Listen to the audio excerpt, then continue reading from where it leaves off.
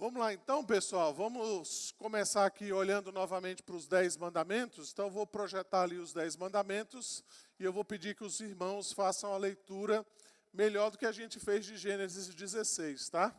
Então, a gente pode melhorar aí a nossa leitura conjunta para que todos nós, então, possamos ler a palavra de Deus, tá? Vamos lá, então, vou pedir os irmãos para lerem Êxodo 20, os versos de 1 a 17. Vamos ler? Então,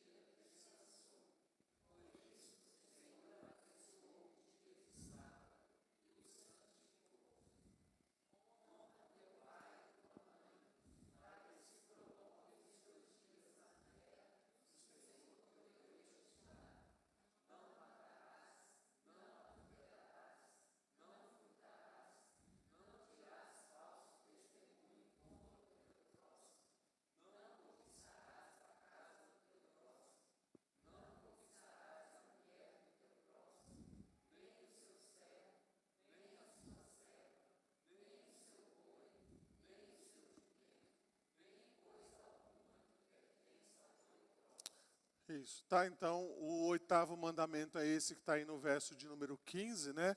Não furtarás. Então, o sentido da palavra aí no original, né? Seria roubar, furtar, tá? Levar embora, ou ser roubado, ou ser furtado. Então, tudo isso tem a ver com essa palavra, tá? Então, aqui a gente não está fazendo distinção. Por exemplo, quando a nossa lei, né, a nossa legislação brasileira faz uma distinção entre roubo e furto, tá? Então, esse mandamento inclui tudo isso aí, tá? Roubar, furtar, levar embora, tomar para si, tudo isso está incluído aí nesse mandamento. Você vai encontrar também um mandamento semelhante a esse, tá? Em Levítico, capítulo 19, o verso de número 11, diz lá, né? Não furtareis, nem mentireis, nem usareis de falsidade, cada um com o seu próximo, tá? Então, é isso que diz o 8º mandamento. Então, nós vamos começar aqui trazendo uma síntese, né? Então, Calvino vai sintetizar esse mandamento, né? Ele vai dizer que a síntese desse mandamento será que somos proibidos de cobiçar as coisas alheias e, consequentemente, se nos ordena fazer sincero esforço em conservar a cada um os seus próprios bens, pois deve-se assim refletir que a cada um vem aquilo que possui, não por contingência fortuita, mas em virtude da dispensação do Supremo Senhor de todas as coisas. Portanto, não se pode, mediante maldosas artimanhas, defraudar as posses de quem quer que seja, sem que se cometa violação da divina dispensação. Então, em outras palavras, o que Calvino está dizendo, a gente vai ver isso durante a nossa aula, né? Nós não somente não devemos furtar ou roubar aquilo que não é nosso, mas nós também devemos trabalhar para ter as nossas próprias coisas, né, a fim de que a gente não cobice e, consequentemente, furte ou roube aquilo que não é nosso, né? Além disso aqui, Calvino está dizendo, olha, esse mandamento muitas vezes ele é cometido exatamente porque a gente não fica satisfeito com aquilo que é nosso, né, daquilo que Deus nos dá. Né? E certamente Deus dá a cada um, aí eu estou falando de questões materiais, né? Muitas vezes de dons também, talentos, Deus dá a cada um segundo aquilo que Ele deseja, né? Segundo aquilo que Ele aprova. E nós muitas vezes, né, queremos furtar aquilo que não é nosso, né? Seja bem material, seja inteligência, seja ideias, né? Seja aquilo que o nosso próximo tem, que não é nosso, que foi dado por Deus, não a nós, né? Foi dado a Ele, e aí a gente acaba caindo então nesse pecado aí do 8º mandamento, ok?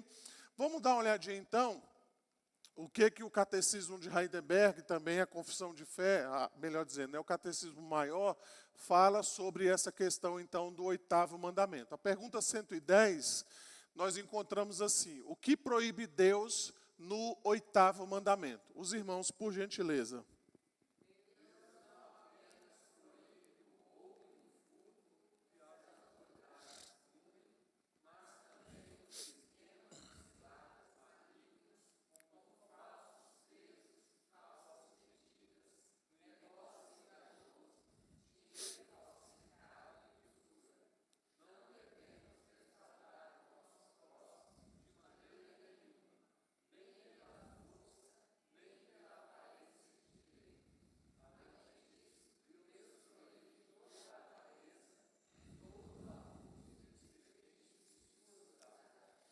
Isso, por exemplo, o Êxodo capítulo 22, o verso 1, diz assim, se alguém furtar boi ou ovelha e o abater ou vender, por um boi pagará 5 bois e 4 ovelhas por uma ovelha.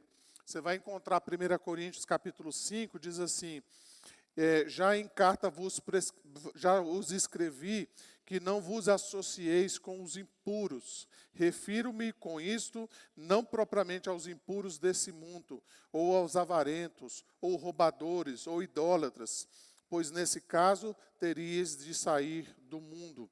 Ainda 1 Coríntios capítulo 6, os versos 9 e 10, diz assim, ou não sabeis que os injustos não herdarão o reino de Deus? Não vos enganeis, nem impuros, nem idólatras, nem adúlteros, nem efeminados, nem sodomitas, nem ladrões, nem avarentos, nem bêbados, nem maldizentes, nem roubadores herdarão o reino de Deus. Tá? Você vai encontrar também Deuteronômio 25, se você estiver anotando aí os versos 13 a 16, na tua bolsa não terás pesos diversos, um grande e um pequeno. Na tua casa não terá 2 sortes de efa, um grande e um pequeno. Terás peso integral e justo, efa integral e justo, para que não se prolongue os teus dias na terra que te dá o Senhor teu Deus. Porque é abominação ao Senhor teu Deus todo aquele que pratica tal injustiça. Tá? O Salmo 15, o verso 5, ele vai dizer assim, o que não empresta o seu dinheiro com usura, nem aceita suborno contra o inocente. Quem deste modo procede, não será jamais julgado. Ainda Provérbios, capítulo 11, o verso 1 diz assim, balança enganosa é abominação para o Senhor, mas o peso justo é o seu prazer. Então veja que diversos mandamentos falam a respeito então dessa questão do 8º mandamento, né? Essa proibição então de nós furtarmos ou roubarmos aquilo que não é nosso, tá? Ainda a pergunta 111 vai dizer, o que exige Deus de você neste mandamento? Os irmãos.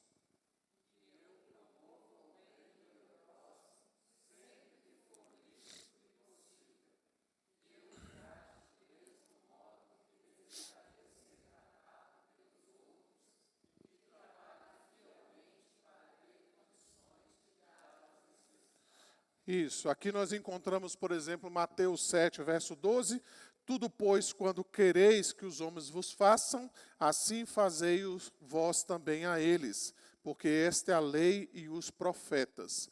Ainda Gálatas, capítulo 6, os versos 9 e 10, diz assim: e não nos cansemos de fazer o bem, porque a seu tempo ceifaremos, se não desfalecermos.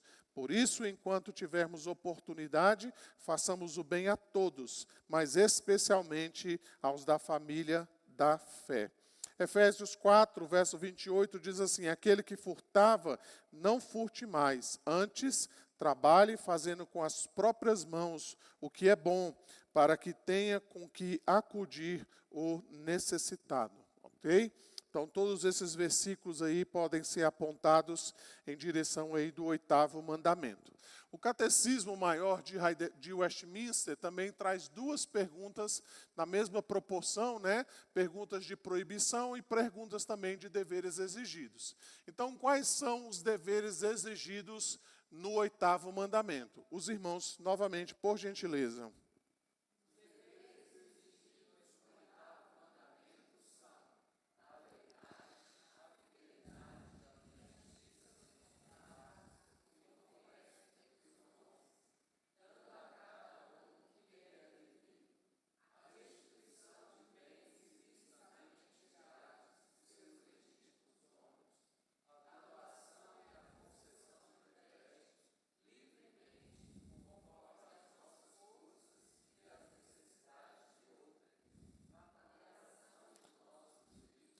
Vontades e afetos em relação às riquezas deste mundo, o cuidado e empenho providentes em adquirir, guardar, usar e distribuir aquelas coisas que são necessárias e convenientes para o sustento de nossa natureza e que condizem com a nossa condição, o mesmo ilícito de vida e a diligência no mesmo, a frugalidade, o impedimento de demandas forenses desnecessárias e fianças, ou outros compromissos semelhantes, e o esforço por todos os modos justos e lícitos para adquirir e adiantar.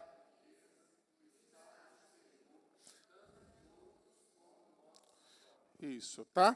Eu vou pedir aqui o Ariston, por gentileza, para ler para mim, por favor, Ariston. Êxodo 23, os versos 4 e 5.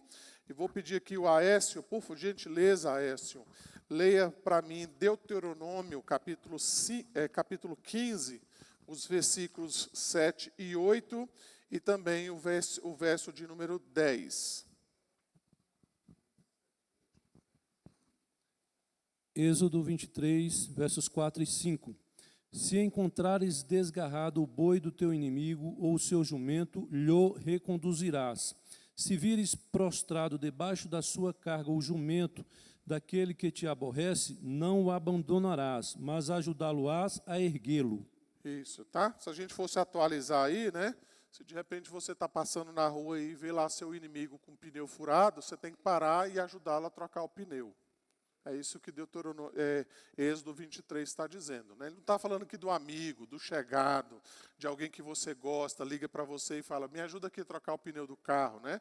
Não, ele está falando do inimigo, aquele que te aborrece. Então ele está falando, você tem que parar e você tem que ajudar. Né?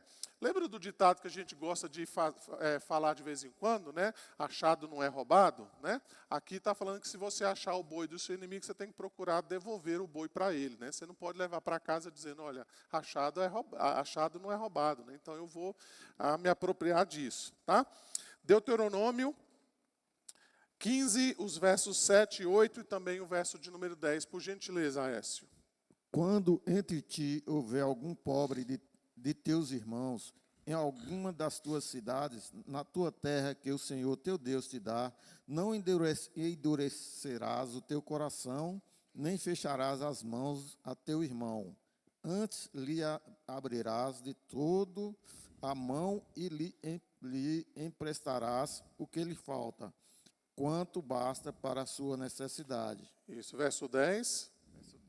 Livremente lhe darás, e não seja maligno a teu coração, quando lhe deres, pois por isso te abençoará o Senhor teu Deus em toda a tua obra e em tudo o que empreenderes. Isso. Nós encontramos também em Deuteronômio 22, os versos de 1 a 4, se você quiser anotar.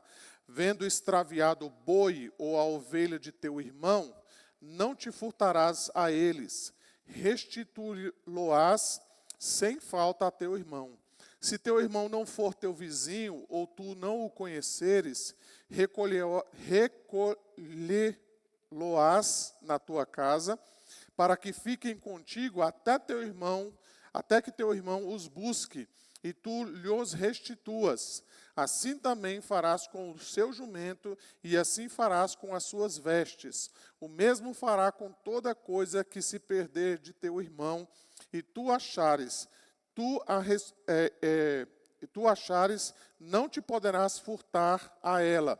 O jumento que é de teu irmão, ou o seu boi, não verás caído no caminho, e a eles te furtarás. Sem falta o ajudarás a levantá-lo. Tá? Então, aqui novamente, mencionando essas questões de que nós não podemos tomar posse daquilo que é do nosso irmão, ou daquilo que é do nosso inimigo, mesmo quando parece, que você tem um direito diante daquilo que aparentemente não tem dono, aparentemente caiu ali de surpresa na sua mão ou no seu caminho, tá? Além disso, então, nós podemos mencionar a pergunta 142, também do Catecismo Maior. Ela agora, então, fala dos pecados proibidos no 8º mandamento. Os irmãos, por gentileza. Os pecados...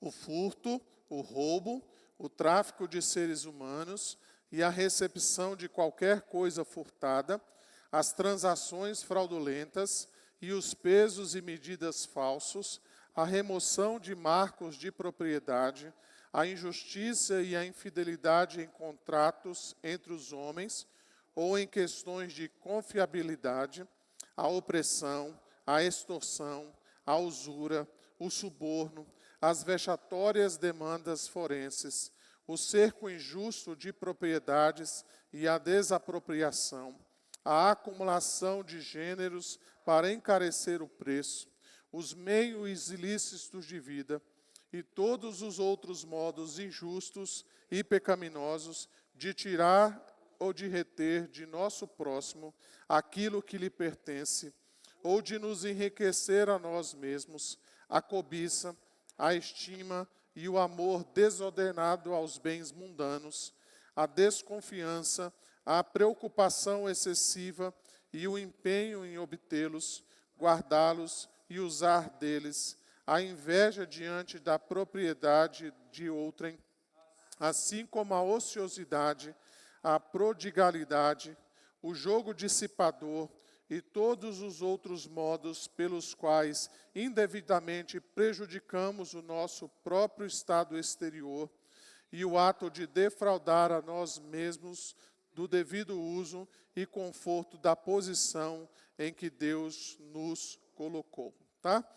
Então, nós encontramos também diversos versículos que falam sobre isso. Se você quiser anotar, por exemplo, Levítico 25, 17. Você encontra, por exemplo, Deuteronômio 12, o verso de número 7.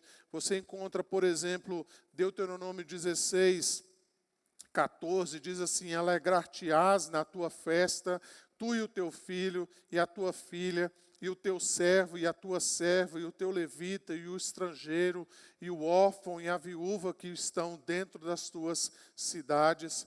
Você encontra, por exemplo, Deuteronômio 19, 14. Não mudes os marcos do teu próximo, que os antigos fixaram na tua herança, na terra que o Senhor teu Deus te dá para possuíres. Você encontra, por exemplo, Isaías capítulo 5, o verso 8. Você encontra Isaías 33, o verso 15, se você quiser anotar.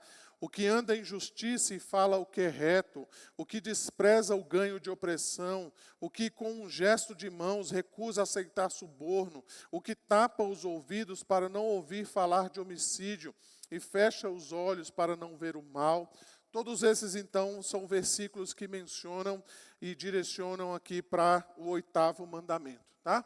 Então vamos dar uma olhadinha sobre algumas aplicações do oitavo mandamento, né, diante daquilo que nós falamos até aqui. Primeiramente, então, o oitavo mandamento, ele ordena a verdade, a fidelidade e a justiça, tá? Então, o Catecismo Maior, ele vai trazer essa descrição para nós, né? Os deveres exigidos no oitavo mandamento são a verdade, a fidelidade e a justiça nos contratos e no comércio entre os homens, dando a cada um o que lhe é devido, a restituição de bens ilicitamente tirados de seus legítimos donos. Tá? Então, nós vimos diversos versículos, né, que falam sobre isso. Né? Nós mencionamos, por exemplo, se você encontrar o boi ou o jumento do seu inimigo ou do seu próximo, você deve restituir a ele. Você não pode tomar alguma coisa que não seja seu, né? Você não pode tomar isso como uma propriedade, simplesmente dizendo, olha, isso aqui parece que não tem dono, né? Isso aqui parece que está aqui dando sopa, né? Caiu aqui nos meus braços, né? Então agora eu vou ficar com isso para mim, né? Eu lembro de uma história, não sei se eu já contei isso aqui, de uma vez, então, que eu era de uma outra igreja, né? E no final do culto, então, o pastor estava ali dando os avisos e chegou um papelzinho para ele, assim, de um testemunho, né? Alguém que pediu, então, assim, estava agradecendo a Deus por aquilo que tinha acontecido com ela naquela semana, né? E o pastor, assim, meio que foi pego de surpresa, né? E o testemunho era o seguinte, irmãos, de que aquela pessoa tinha ido fazer compras num supermercado e aí, então, na hora de passar as compras, a menina do caixa esqueceu de passar o liquidificador, né? Então, a pessoa estava dando graças a Deus, louvando a Deus que o liquidificador ficou de fora daquela contabilidade ali do supermercado, né? E aí o pastor, na hora, leu aquilo ali, né? Falou, não, minha irmã, pelo amor de Deus, vá lá e pague, por favor, o liquidificador, então devolva, né? Isso não é seu, né? E a menina, e a mulher lá, e a moça estava dando graças a Deus, né? Graças a Deus que o liquidificador passou e a menina não percebeu, né? Isso às vezes acontece também conosco, né, irmãos? Quem nunca passou por uma situação como essa, né? De você dar uma nota de R$10 e a pessoa ali, às vezes talvez pelas atividades, pelo cansaço, ela te devolve o troco como se você tivesse dado uma nota de 50, não é? E você fala, dá um glória a Deus ali, glória a Deus, né? Eu dei R$10 para cobrar 9 e ela está me devolvendo R$41, pensando que eu dei uma nota de 50. Olha como é que a providência de Deus é maravilhosa, né? E aí a gente, às vezes, pode cair nessa tentação, né? De ficar com os R$41, quando, na verdade, nós teríamos direito só a R$1 de troco, né? Então, a gente tem que tomar cuidado com isso. É isso que o mandamento nos ensina aqui. Sim, Walson.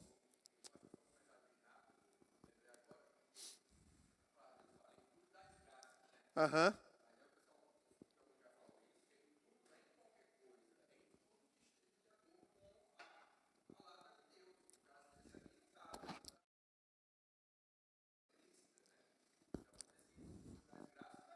Sim, exatamente, tá? Então vamos partir aqui para o segundo, né? Então o segundo ensino que a gente pode ver aqui, né, é que o oitavo mandamento, então, ordena o cuidado pessoal e o do próximo, né? Nós encontramos também essa expressão aí no Catecismo Maior. E lá ele diz, né? E o esforço por todos os modos justos e lícitos para adquirir, preservar e adiantar a riqueza e o estado exterior, tanto os de outros como o nosso próprio, tá? Então, nós lemos aqui, por exemplo, Deuteronômio capítulo 15, né? Quando é mencionado ali que quando houver pobre entre nós, nós devemos então ajudar essas pessoas para que elas sejam amparadas na sua pobreza, né? Deuteronômio vai dizer assim, olha, não endureça o seu coração, nem feche as mãos ao teu irmão pobre, antes lhe abrirá de todo a mão e lhe emprestará o que lhe falta, quanto baste para a sua necessidade. Então, a gente vê, inclusive, isso aplicado à igreja primitiva, né? Lembra lá que na igreja primitiva, aqueles irmãos vendiam os seus bens, né? e eles distribuíam de acordo com a necessidade que aqueles irmãos tinham, né? Então, muitas vezes na igreja acontece isso, né? Alguns irmãos que têm mais recursos financeiros, né? Eles têm mais posses, eles não podem se endurecer e fechar os ouvidos, né? E fechar os olhos para aqueles irmãos que muitas vezes estão em estado de pobreza, né? Estão em estado de miséria, estão em estado em que eles precisam de um recurso, né? Eles precisam então de um amparo, eles precisam de uma ajuda financeira. E muitas vezes, irmãos, o que pode acontecer é exatamente isso. Às vezes a igreja vai ter que inclusive sustentar mesmo aquele irmão, né? Às vezes por causa de um acidente, às vezes por causa de uma situação de doença, por exemplo, né? Talvez aquele irmão perdeu o seu emprego, ou aquela pessoa se tornou já uma pessoa idosa, não consegue mais ser colocada no mercado de trabalho. Às vezes a igreja vai receber pessoas, né?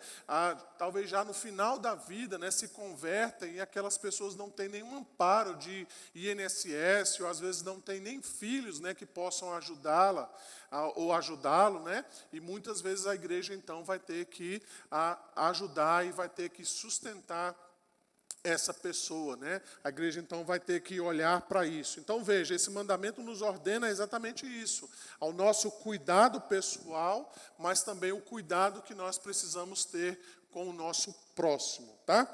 Então é isso que nós podemos aprender aqui nesse 8º mandamento. Ainda como uma terceira lição, né, nós podemos mencionar que o 8º mandamento, ele condena a avareza, tá? Então o Salmo 119, o verso 36, vai dizer: inclina-me o coração aos teus testemunhos e não à cobiça. Tá? Nós encontramos isso, então, na pergunta 141.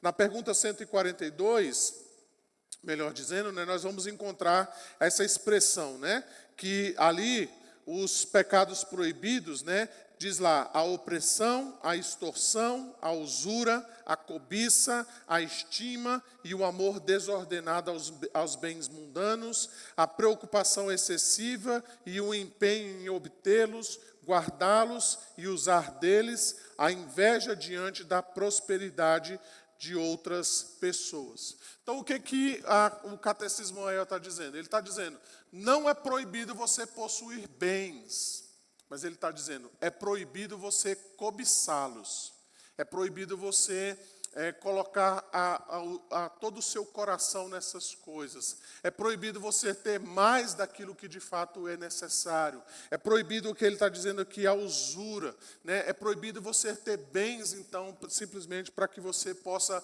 de alguma maneira, guardá-los, né? Dizendo assim, olha, agora eu tenho esses bens, então agora eu posso viver uma vida tranquila, agora eu posso, então, ter essa segurança e essa garantia de que nada vai me acontecer, né? Lembra daquela história que Jesus contou, daquele homem então que teve uma prosperidade e que ele então percebeu que a colheita dele tinha ido bem, e aí ele mandou desmanchar completamente o celeiro dele e construir um maior, né? Lembra então que ele falou, vou destruir esse celeiro porque é muito pequeno, vou construir um maior. E aí então quando ele viu aquilo ali, o que ele disse no seu coração? Ele diz, agora eu estou bem, né? Eu estou abastado, agora eu estou despreocupado, agora eu tenho segurança, agora eu tenho um bom emprego, agora eu tenho um bom carro, agora eu tenho uma boa casa, eu posso descansar e ficar tranquilo, né?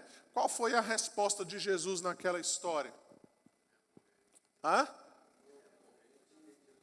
Mas Jesus fala algo antes de dizer isso. O que ele fala?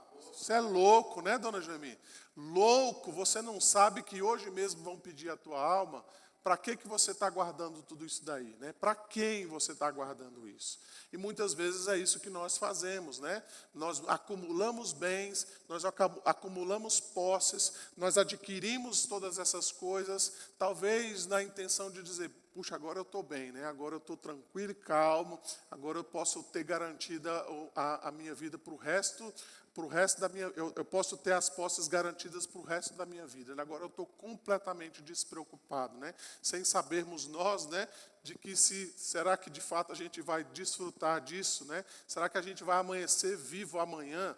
Veja, irmãos, novamente, né, vale a pena deixar isso bem claro. Esse mandamento não nos proíbe possuir bens. Você não precisa fazer um voto de pobreza para cumprir esse mandamento. Mas aqui, então, nós precisamos observar que esse mandamento, então, ele tira de nós essa nossa preocupação excessiva, né? Aquilo, então, que a Bíblia chama de avareza. Tá? Vamos ler alguns textos bíblicos. Eu vou pedir aqui a Carlene para começar, por gentileza, Carlene, lendo aqui Êxodo, capítulo 18, o verso de número 21. Vou pedir ali a dona Joemi para ler, por favor, Joemi, Êxodo, capítulo 22, o verso de número 25.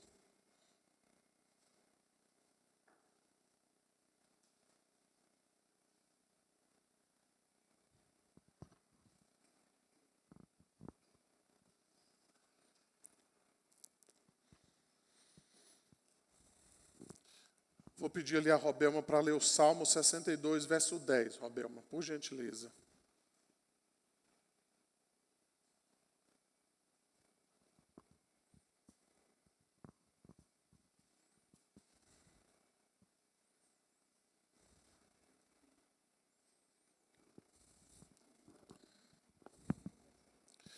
Então, dona Joemi, é Êxodo 22, o verso 25. Carlene, Êxodo 18, verso 21. Enquanto elas procuram ali, eu vou pedir o presbítero Geraldo já para abrir Lucas 12, verso 15, Geraldo, por gentileza.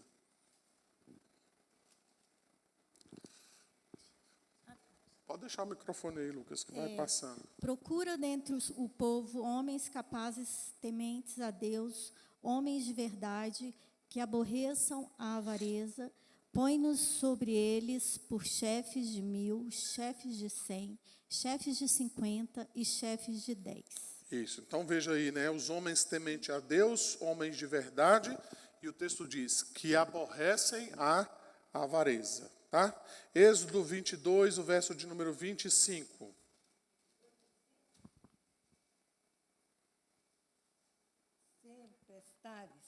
Se emprestares dinheiro e ao meu povo, ao pobre que está contigo, não te haverás com ele como credor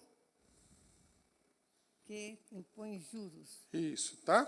Se emprestares dinheiro ao teu povo, ao pobre que está contigo, não te haverás com ele como credor que impõe juros, né?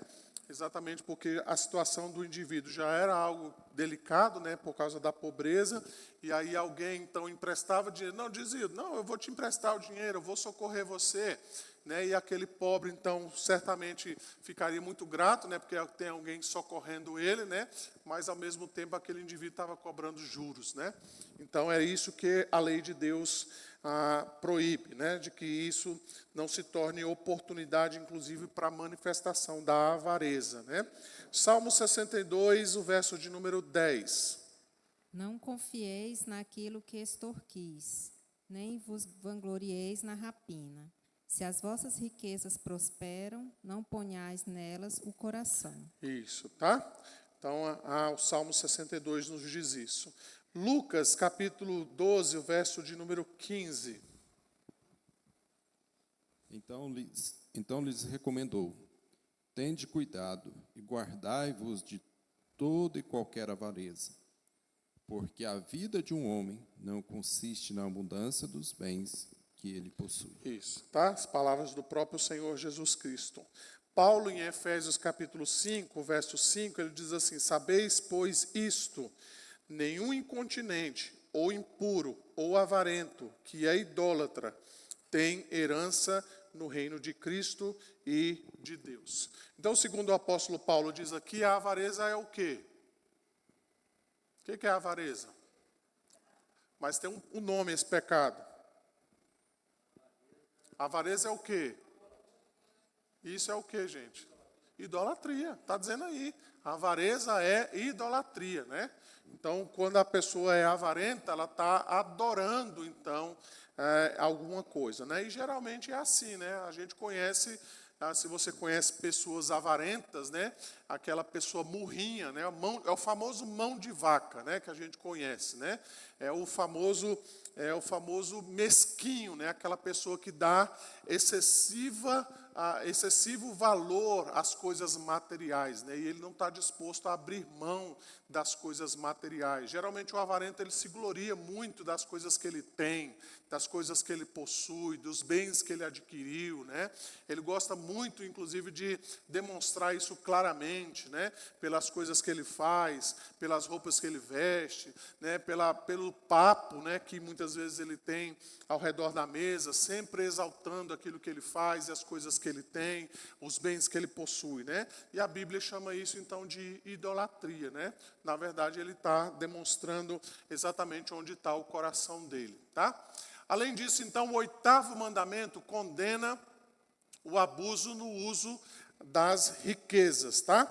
Então a gente viu isso, né? E aí eu estou citando Mateus 27, 57, caindo à tarde, veio um homem rico de Arimateia, chamado José, que era também discípulo de Jesus. Novamente aqui, meus irmãos, vale a pena a gente mencionar, a Escritura, ela não condena que nós tenhamos bens, que nós tenhamos posses, né? A Escritura não condena a que nós tenhamos riquezas. Você está vendo aí exatamente essa citação aí, né, de um homem rico de Arimateia chamado José, mas que também era discípulo do Senhor Jesus Cristo, né? Ele, inclusive, cedeu o túmulo para que Jesus fosse ali sepultado, né? Então, a Bíblia ela não condena a pessoas que sejam ricas, né? Mas ela condena quando nós fazemos mau uso, né, dessas riquezas, quando nós colocamos a nossa confiança nas nossas riquezas, quando nós extrapolamos, né, o uso delas, quando nós, por exemplo, temos mais do que aquilo que nós necessitamos, quando nós não temos capacidade de compartilharmos as nossas riquezas com aqueles também que necessitam, né? Quando nós fechamos as mãos, os olhos e os ouvidos para o nosso próximo, tá? Então veja que a Escritura vai mostrar diversos casos, né? Você vai encontrar, por exemplo, lá em Atos capítulo 10, o verso 2, você vai encontrar o exemplo de Cornélio, né? Dizendo que era um homem piedoso e temente a Deus, com toda a sua casa, e que fazia muitas esmolas ao povo e de contínuo orava a Deus, né? Então essa relação, né, de alguém que possuía posses, mas ao mesmo tempo era alguém piedoso, alguém que de fato ajudava os mais necessitados. Você vai encontrar, por exemplo, lá em Atos capítulo 9, o verso 36, diz assim: havia em Jope uma discípula por nome Tabita, nome este que traduzido quer dizer Dorcas. Era ela notável pelas boas obras e esmolas que fazia, né? Então veja novamente aí essa relação, né? Jesus fala a respeito então dos perigos da riqueza, lá em Mateus 19, verso 23. Ele diz: em verdade vos digo que um rico dificilmente entrará no reino dos céus. Qual é o problema então disso? É a riqueza? Não, gente. É a confiança que aquela pessoa muitas vezes deposita nas riquezas, nos bens materiais, trazendo exatamente essa sensação, né, de que as riquezas muitas vezes trazem o nosso coração, né, de que está tudo bem, está tudo certo, nenhum mal pode me acontecer, né? Olha, eu tenho bens que podem me suprir, quando na verdade o suprimento que nós necessitamos vem da graça de Deus, da misericórdia de Deus, né? A riqueza que de fato nós temos não são as riquezas materiais, mas são as riquezas da graça, da salvação, do perdão dos nossos pecados. Então, novamente, né, a questão aqui não é ter bens. A questão é quando nós colocamos a nossa confiança neles, achando então que eles nos trazem algum tipo de segurança, né? Você vai encontrar a mesma frase lá em Marcos capítulo 10, né? Ao verso de número 24, e tudo isso então demonstra exatamente essa condenação que a Escritura traz no abuso, né? No que diz respeito ao uso das riquezas, tá? Além disso, então, o 8º mandamento ele fala a respeito, então, do uso sem autorização de alguns recursos, né? Você vai encontrar, por exemplo, na pergunta 142, os meios ilícitos de vida e todos os outros modos injustos e pecaminosos de tirar ou de reter de nosso próximo aquilo que lhe pertence. Não devemos defraudar o nosso próximo de maneira nenhuma, nem pela força, nem pela aparência de direito. O Catecismo de Heidelberg, a pergunta de número 110, tá? Então, dentro disso aqui, né, quem já fez aula de catecúmenos comigo sabe, entraria aí a questão das ideias, plágio, né, de trabalhos, citações que nós fazemos que não são nossas, né, e às vezes a gente coloca lá no trabalho, a gente muda ali algumas palavras, mas na verdade é a citação de algum autor. Entraria aí os famosos PDFs, né, que muitas vezes nós compartilhamos. Isso também inclui até pastores, viu, gente? Isso não é exclusivo de membros da igreja.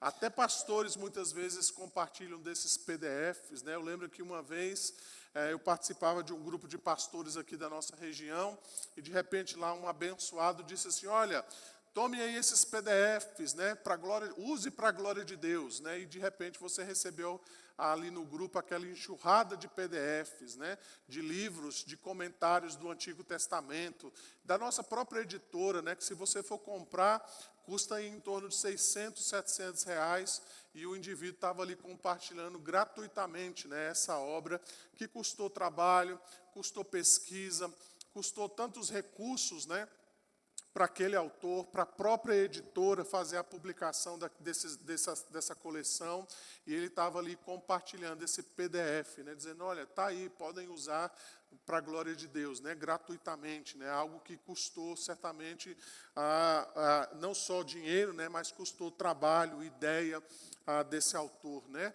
Muitas vezes nós usamos softwares, né, não autorizados, né, o famoso software pirata, né, ou software craqueados, né? Então é o famoso software que a gente sabe que custa caro e a gente vai lá e manda o camarada instalar no nosso computador lá. Não, faz aí o craqueado, custa 50 reais, né? Vai lá e bota esse daí, não tem problema nenhum, né?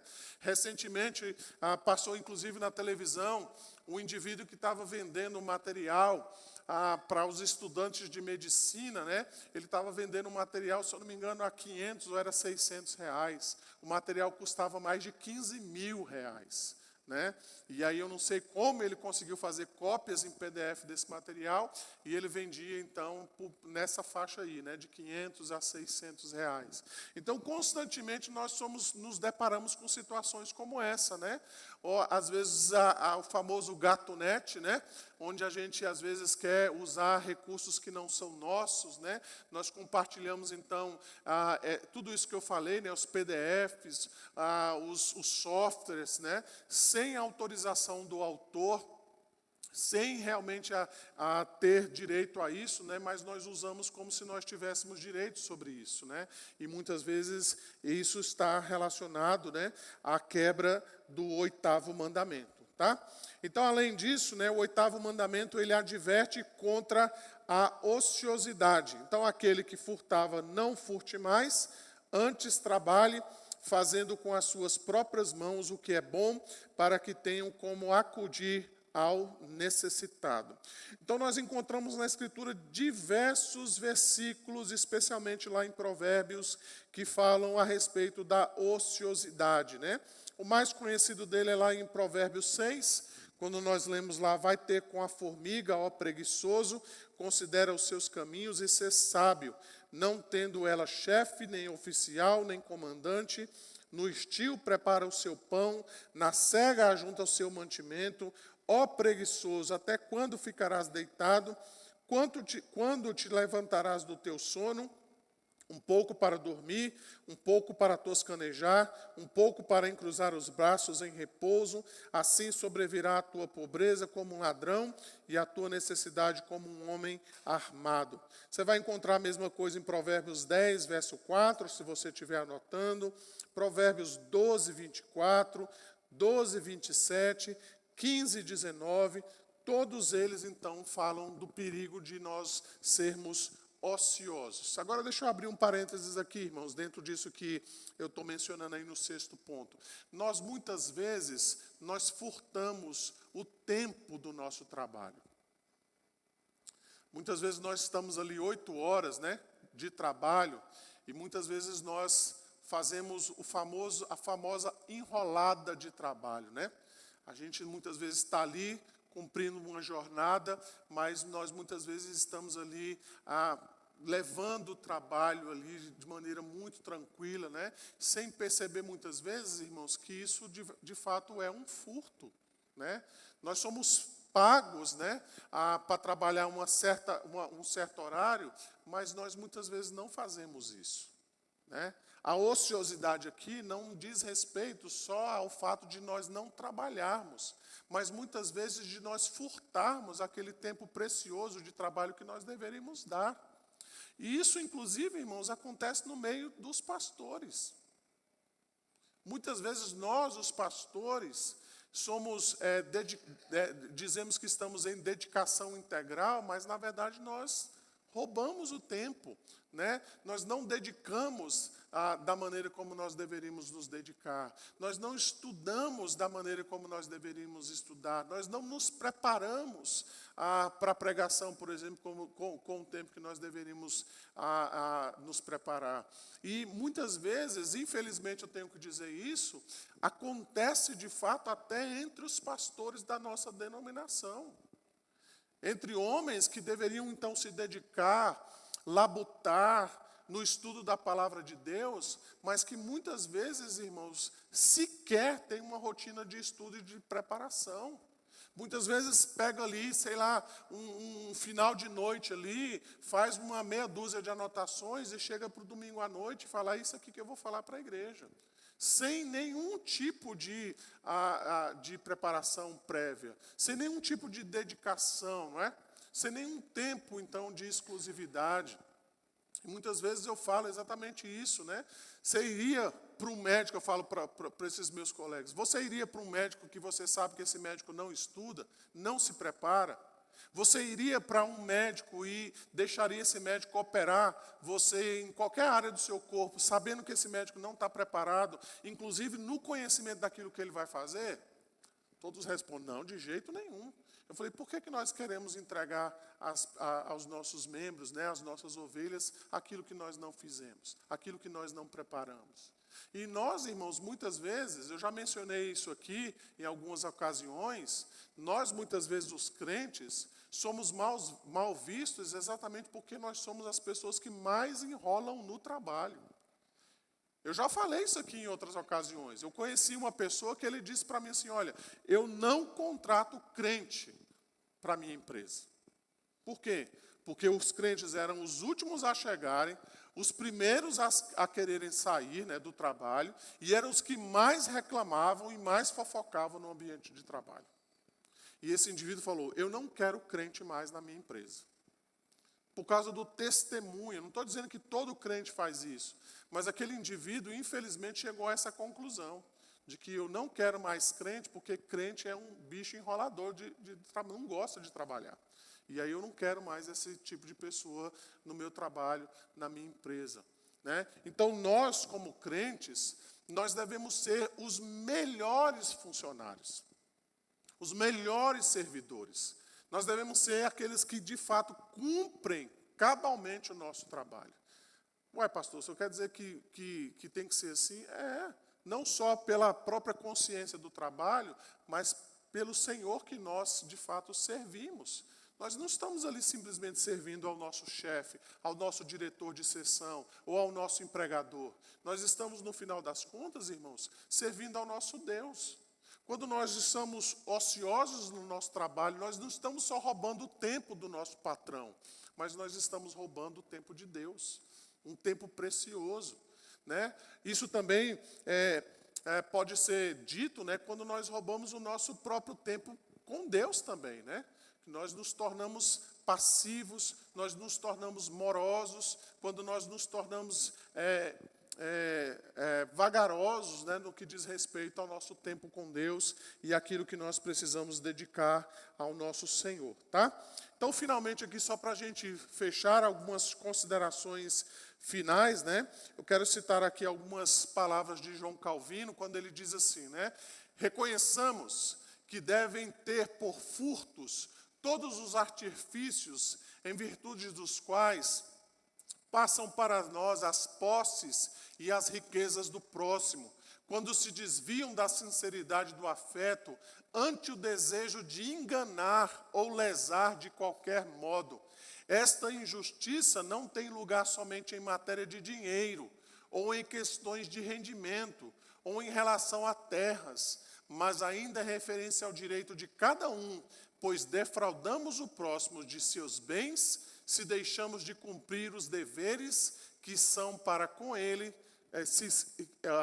deixamos de cumprir os deveres que para com ele somos obrigados. Então, quando a gente burla no nosso trabalho, a gente está deixando de ajudar o nosso patrão a enriquecer-se, né? Quando nós enrolamos lá na nossa sessão, nós deixamos de cumprir os nossos deveres, né? Pensa, por exemplo, alguém que trabalha na justiça, por exemplo. Né? Se aquele servidor for um cara enrolado, o seu processo fica lá parado. Ele está prejudicando alguém, de certa maneira. Quando um juiz de direito ele é um camarada desorganizado e ele não cumpre com as suas tarefas, o seu processo fica lá e você fica doida, né? Desesperado, porque o processo não anda. E aí você descobre, na verdade, que é o juiz que não despachou, é ele que enrolou, é o servidor que ainda não fez o seu processo andar e por aí vai, tá? E aí a gente vai percebendo quanto, né, isso é prejudicial para nós, né, quando nós sentimos na pele essas coisas acontecendo conosco. Mas muitas vezes é isso que nós fazemos, né? E nós não pensamos muitas vezes que isso também prejudica outras pessoas, furtam delas, né? Roubam delas um direito que elas têm, tá? Calvino ainda vai dizer o seguinte, olha, se ocioso, um administrador ou mordomo devora o capital de seu senhor, não está preocupado com o cuidado de seu patrimônio.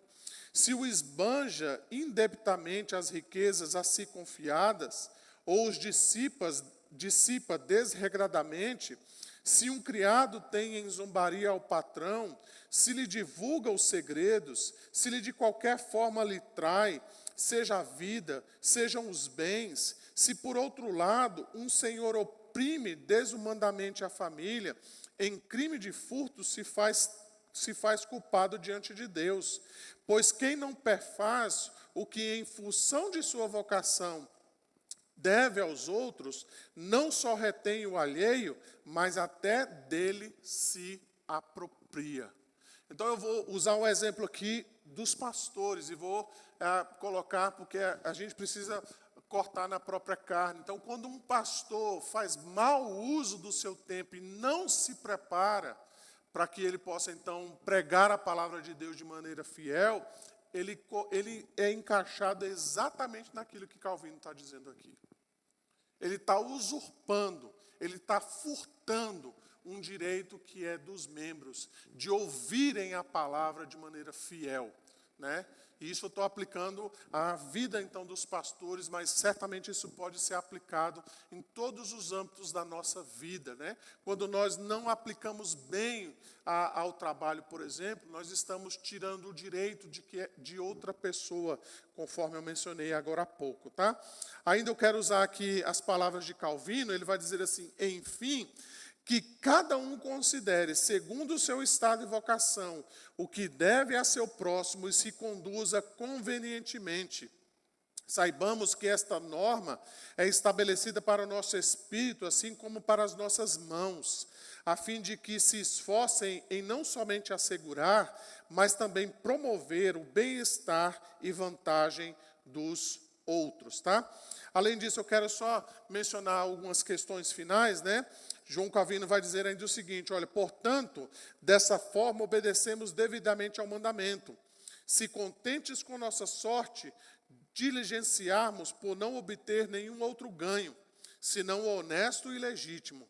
Se não visarmos a enriquecer-nos com injustiça, nem nos propusermos a arruinar o próximo em seus haveres, para que nosso patrimônio cresça, se não lutarmos por acumular riquezas brutais e exprimidas do sangue de outros, se não amontoarmos imoderadamente de toda parte, por meios lícitos e ilícitos, aquilo com que ou nos sacie a avareza ou satisfaça o desperdício. Aqui o finalzinho que o Calvino está dizendo, olha, mesmo que você adquira os seus bens de modo lícito, ele está dizendo, cuidado para que isso não seja algo que vai alimentar ou vai satisfazer a sua avareza ou o seu desperdício, né? Só abrindo aqui novamente um parênteses, né? Os irmãos bem sabem que o problema do nosso país, no que diz respeito à comida, né, não é falta de comida. É desperdício. Basta você ir ali no Ceasa, basta você abrir o lixo da sua casa, você vai ver o quanto muitas vezes de comida nós jogamos fora, não é? Muitas vezes nós compramos coisas demais e às vezes a gente não dá nem conta de comer, não é? Às vezes você vai num restaurante, no self-service, por exemplo, né, a primeira coisa que você faz é encher aquele prato, né? E às vezes você não consegue chegar ao final, você deixa alguma coisa ali do lado de fora. Aí a gente fala, pode repetir, não precisa ser só um, não, vai, põe um pouco, depois você repete, né? Os acampamentos de igreja, a gente sabe como é que é, não é? Né? Os encontros que a gente tem na igreja, né? A famosa comilança dos crentes, né? A gente sabe o tanto que nós muitas vezes comemos, né? Então, muitas vezes acontece isso, é desperdício também dos nossos bens, né? Porque muitas vezes nós temos além do que realmente nós precisamos. Ainda nas palavras de João Calvino, ele vai dizer, ao contrário, porém, seja-nos este perpétuo alvo, até onde possível, mediante conselho e assistência, a todos ajudemos fielmente a conservarem o que é seu. Entretanto, se tivermos de nos haver com pérdidos e enganadores, estejamos preparados antes a ceder algo do que é nosso do que com ele contendermos. Não só isso, mas aqueles a quem houvermos de ver premidos pelas dificuldades das coisas, compartilhemos-lhes das necessidades e com nossa abundância supramo-lhes a falta de recursos. Finalmente, atente cada um, não importa até onde, poder ver de ofício, obrigado para com os outros e de boa fé, a pagar o que lhes deves. Tá? Então, só para nós finalizarmos, eu quero aqui usar as palavras, então, do Gerardo Voss, né, que é aquele que comenta o Catecismo Maior de Westminster. Ele falando, então, do 8º mandamento, ele diz assim, o alcance geral do 8º mandamento é o respeito à santidade da propriedade. A propriedade ou a riqueza é criada por Deus e confiada ao homem para o seu uso na glorificação e no serviço a Deus. O 8º mandamento, portanto, requer não apenas que nos guardemos de roubar o bem do nosso próximo, mas que conquistemos e conservemos o nosso. Ok? Irmãos, está aberto aí para alguma pergunta que os irmãos queiram fazer? Parou aqui, Lucas. Aí ele mexeu ali. Pode passar o próximo aí, por gentileza. Mas está aberto aí para perguntas, nós temos alguns minutos. Ali o Miguel, Ariston e a Luciana quer perguntar aqui também. Vai chegar o microfone aí para você, ou seu Miguel.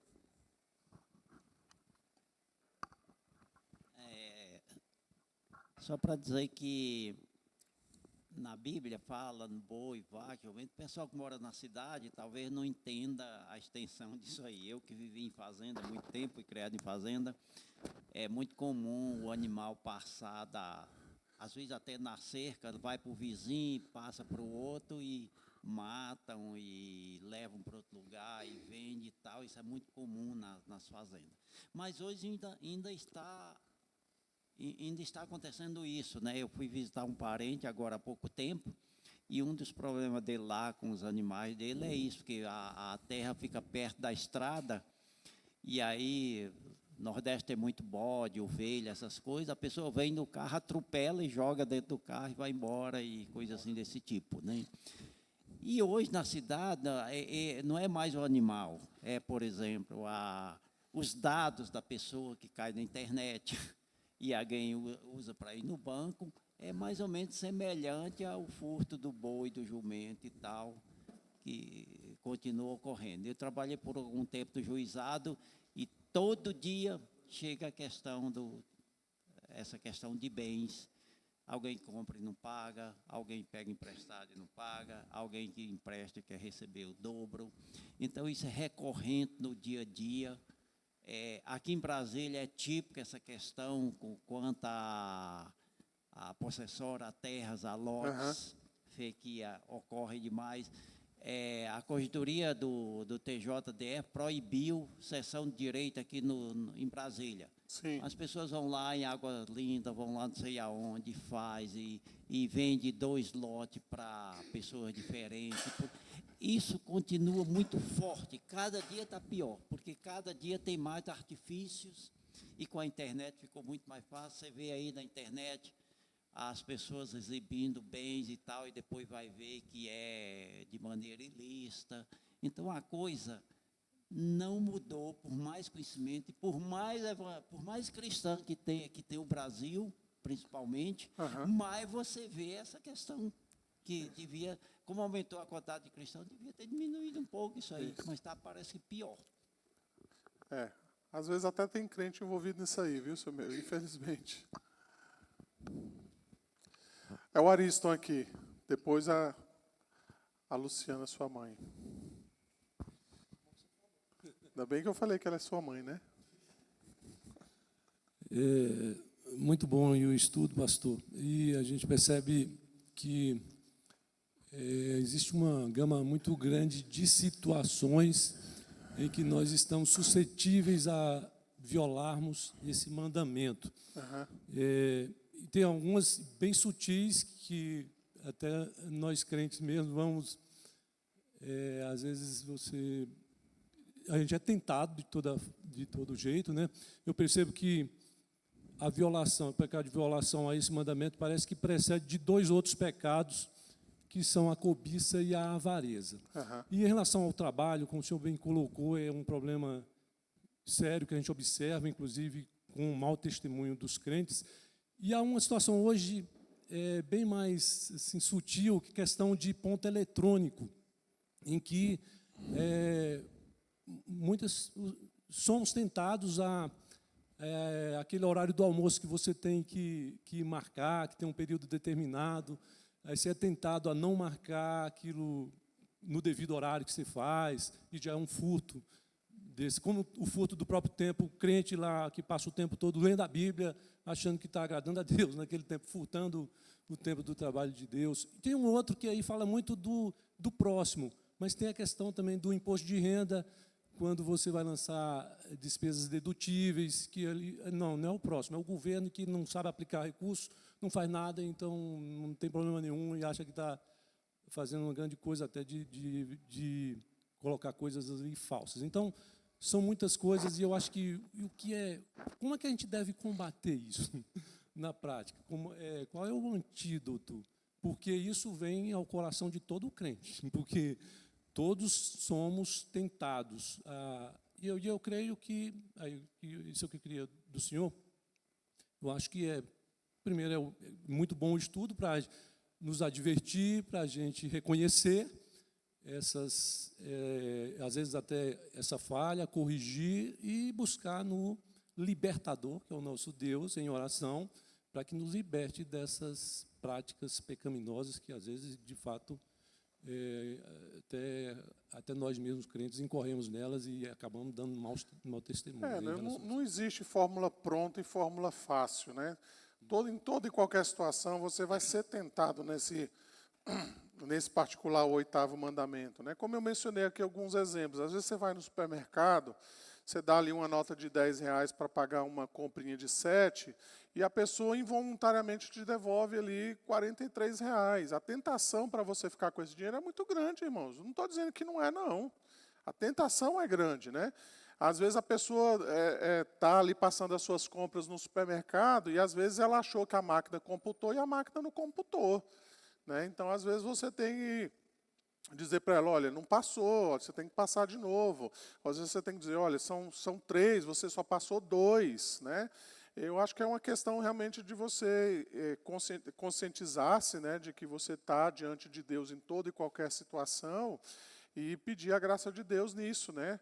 Para que você não ceda a essas tentações. Às vezes no trabalho nós somos tentados, às vezes até pelo colega. Não estou dizendo que a gente faz isso voluntariamente, decididamente. A gente está dizendo assim, eu vou furtar o tempo do meu trabalho.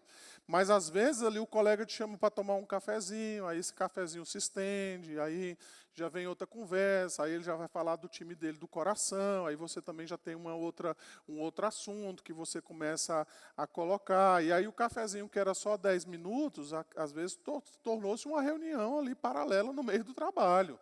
Então é você que tem que ter essa consciência de dizer, olha, eu acho que está bom, o cafezinho já foi legal, já podemos conversar bastante aqui, agora eu preciso retornar ao meu trabalho, né? Não precisa ser algo rígido, o meu cafezinho tem que ser 10 minutos, porque eu senão estou roubando a Deus. Às vezes no cafezinho você realmente precisa ter um tempo um pouco maior, às vezes você precisa realmente levantar, às vezes realmente você não está fazendo nada ilícito, né? Algo que seja realmente prejudicial ao seu trabalho, faz parte do seu processo de trabalho ali, né? E isso não quer dizer que seja o furto do seu tempo de trabalho, mas às vezes realmente isso pode ser vislumbrado dessa maneira, alguém que está enrolando o tempo todo, né? Alguém que está furtando de fato esse tempo, né? Que deveria estar trabalhando, mas na verdade não está. A mesma coisa da avareza. Às vezes nós queremos adquirir bens e não tem nada de ilícito nisso, né? Nós temos condições, nós temos posses, Deus tem nos dado, Deus tem nos abençoado com relação a isso. Louvado seja Deus por isso, que Deus então tem derramado da sua graça nesse sentido também. Mas às vezes aquilo pode de fato se tornar uma pedra de tropeço na nossa vida, né? E aí aquilo começa a atrapalhar a nossa vida com Deus, a nossa comunhão com Deus e aquilo que nós podemos ajudar ao nosso próximo, né? E aí a gente começa a vislumbrar a vida cristã a partir dos bens materiais. Eu já contei essa história aqui, né, um tempo atrás, de um jovem, naquela época que eu era jovem também, né, não faz muito tempo, né, e que ele orava a Deus pedindo um carro. Ele queria um carro porque ele queria ir para a igreja de carro, ele queria levar as pessoas para a igreja de carro e ele não tinha condição. Então, os jovens, nós nos reuníamos ali e pedíamos a Deus para que Deus pudesse dar um carro para esse jovem, para que através desse carro ele pudesse levar outras pessoas para a igreja também. E Deus mandou o carro para esse rapaz. Logo depois ele arrumou uma namorada e depois ele se desviou da igreja, né?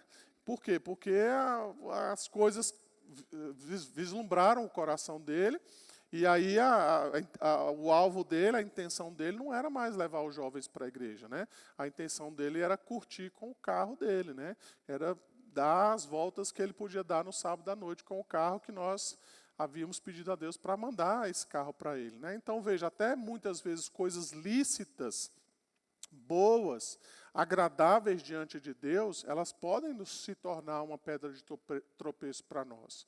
Então, nós precisamos constantemente pedir, Deus, tenha misericórdia da minha vida, né? Tenha misericórdia de mim, tenha compaixão da minha vida, né? Eu não vou dizer, irmãos, que nós não podemos cair na tentação de, às vezes, compartilhar um PDF. Às vezes isso pode acontecer, né?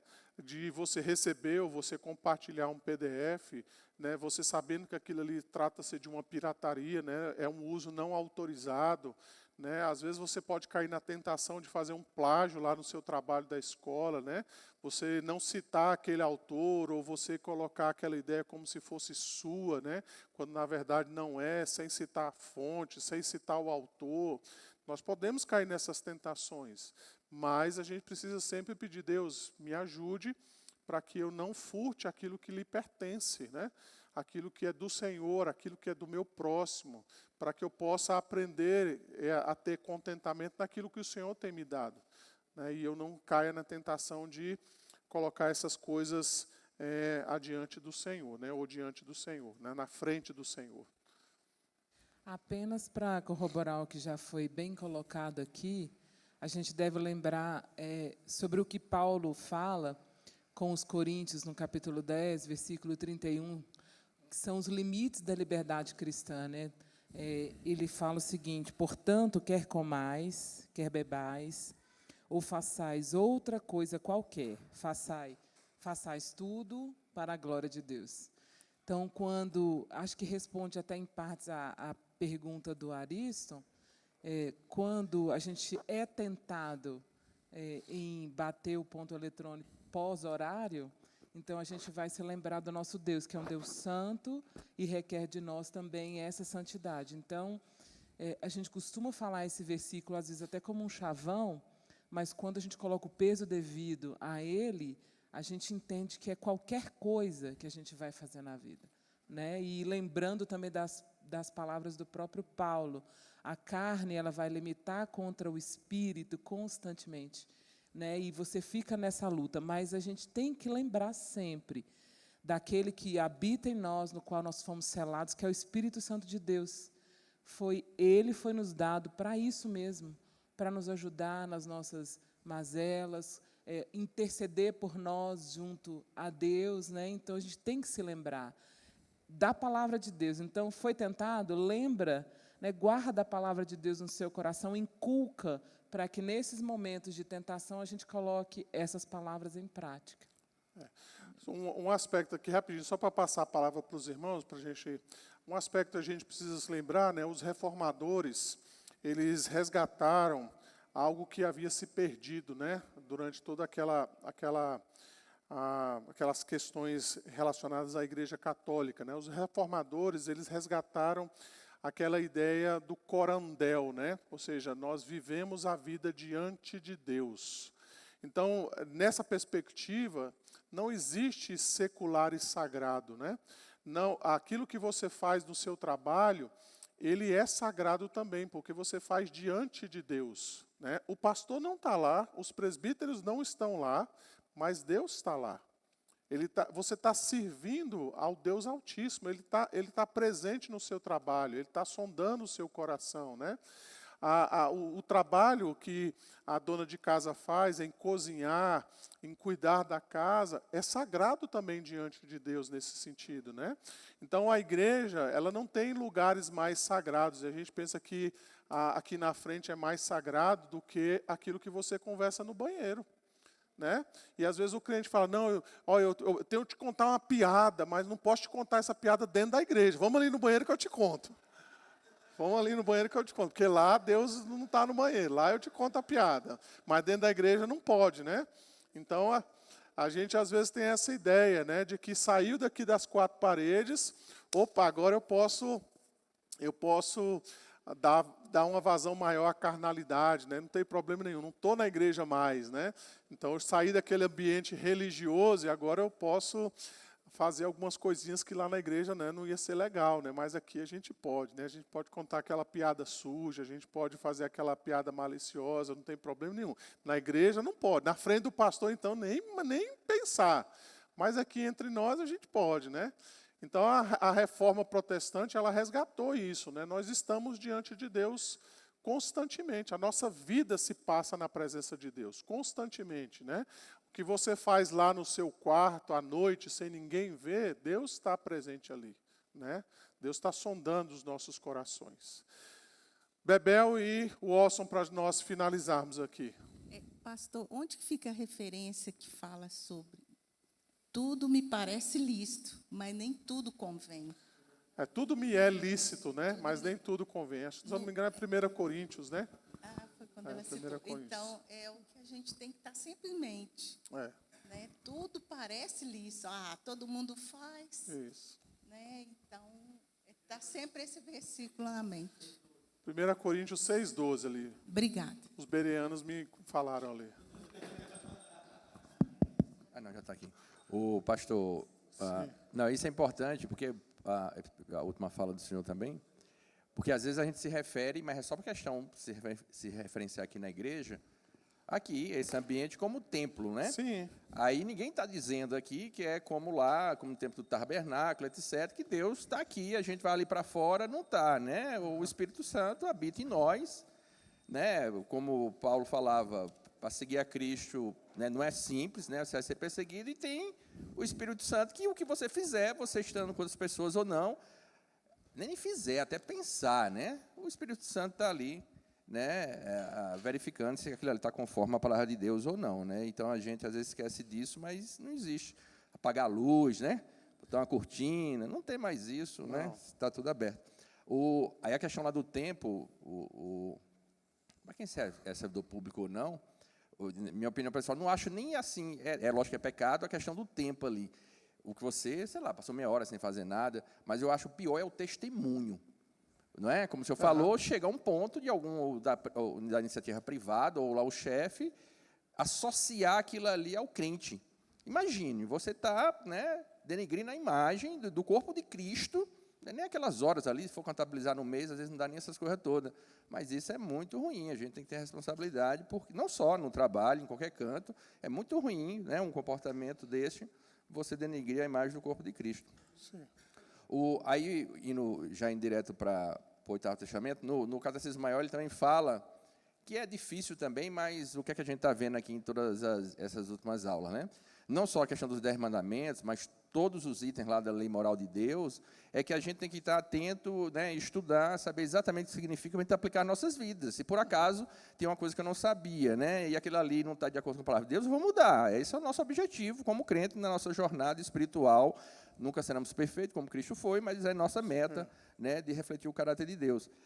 Aí, isso mais na iniciativa privada, né? Então, ou a gente mesmo, em algum negócio que a gente faça, de supervalorizar aquele nosso produto, né? Então, quem está aí na iniciativa privada, às vezes presta um serviço, ou oferece um produto e faz uma propaganda. Isso ele está aqui no Gerhard Voss, no Catecismo Mal Comentado, atribui qualidades ali que você sabe que não tem. Isso você está infringindo o 8º mandamento, porque a pessoa vai comprar e às vezes não é, e você sabe que não é.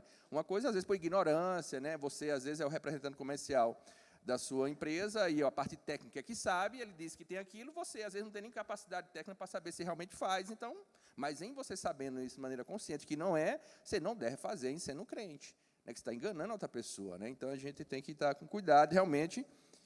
Eu não vou falar que o fardo é pesado, que Deus fala que não deve dizer que o fardo é pesado, é leve, mas são muitos itens que a gente tem que atender, tem que estar atento, né, para se conformar à lei de Deus aí. São muitos itens que a gente tem que estar atento e a gente progredir aí na nossa santidade, né, obedecendo tudo que está na lei de Deus, e Deus prioriza essa nossa obediência, a sua lei. Certamente. Irmãos, se o pecado fosse algo simples, né, não ia requerer a morte do Filho de Deus, né? Então é porque o pecado é grave mesmo, a doença é profunda, que o remédio teve que ser eficaz, senão não haveria cura.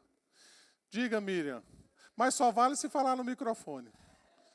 A gente só recebe perguntas se vier no microfone. Fora do microfone a gente não recebe. Uma dúvida, qual a diferença de eu pegar um PDF que está lá na internet, puseram lá para quem quiser pegar, ou eu pegar um livro emprestado do irmão? Aí você tem que ver se esse PDF, eu tenho alguns PDFs lá, se você quiser eu posso te passar uns. Mas não fui eu que pus, está lá, eu por pego. exemplo, os que eu tenho, todos eles a editora disponibilizou. São PDFs que a editora já não publica mais aquele livro, aquilo já se tornou domínio público, o livro já foi editado, reeditado, impresso, reimpresso. Às vezes você vai pelo próprio site, né? Às vezes tem uns sites lá que eles disponibilizam aquele livro e é de maneira ilegal, né? Então,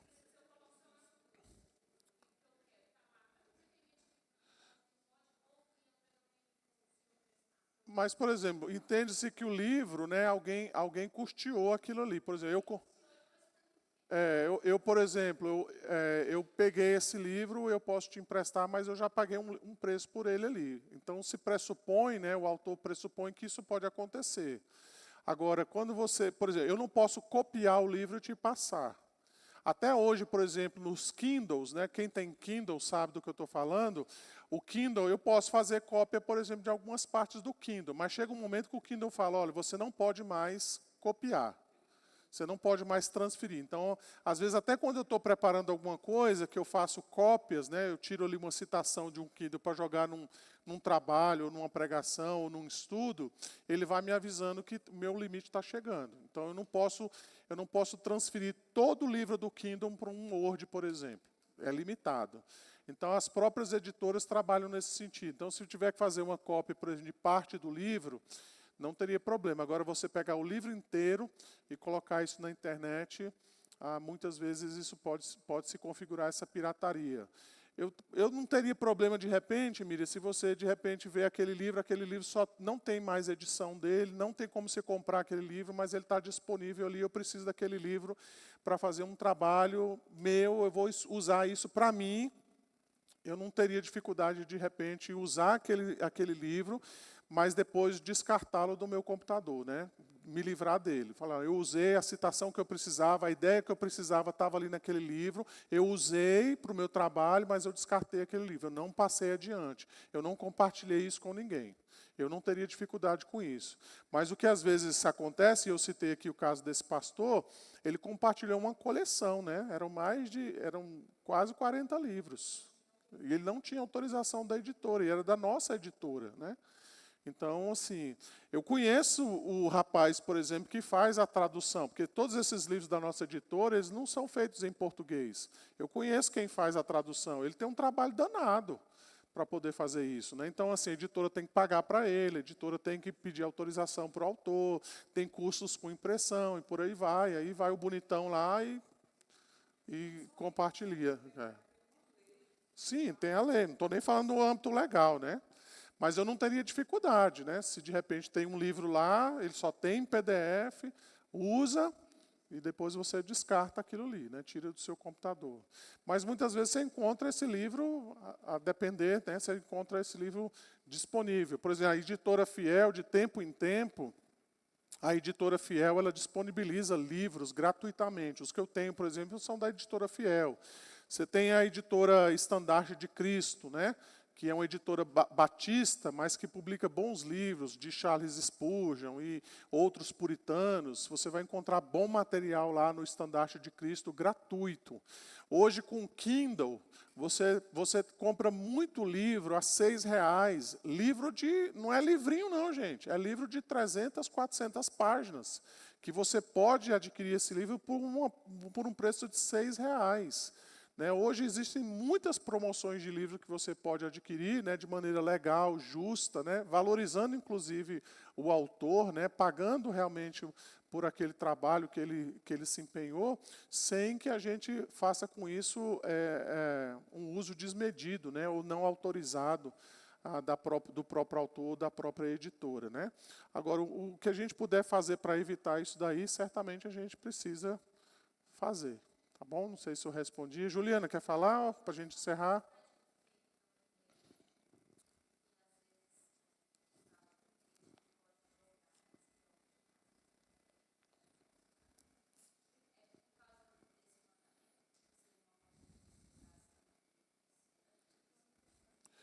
Poderia ser isso, ou poderia revelar a cobiça, né? A avareza, né? Um interesse pelo dinheiro.